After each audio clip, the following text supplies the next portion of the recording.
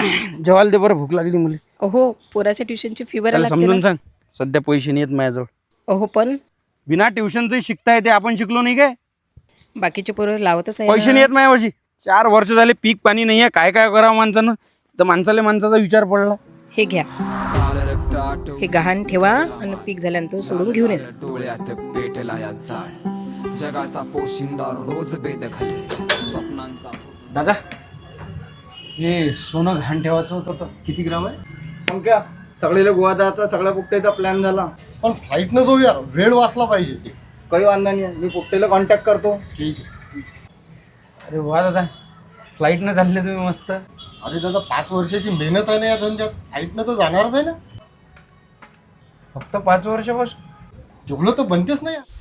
अरे आम्ही तर गेल्या 2 पिढ्यांपासून शेती करतोय, पण घरात जरी छोटा टीव्ही घ्यायला लागला ना तर महिनाभर विचार करायला लागते. रक्तासारखा घाम जाळतो आम्ही शेतात. शेतकऱ्याच्या पोरं अंडे विका, कोंबड्या विका, भंगार विका, काही विका, पण शेतीसोबत व्यवसाय जोडधंदा म्हणून करा, नाहीतर पिढ्यानपिढ्या फक्त तुमचं रक्तच पेल्या जाईल. मातीच्या काळजात बळीराजा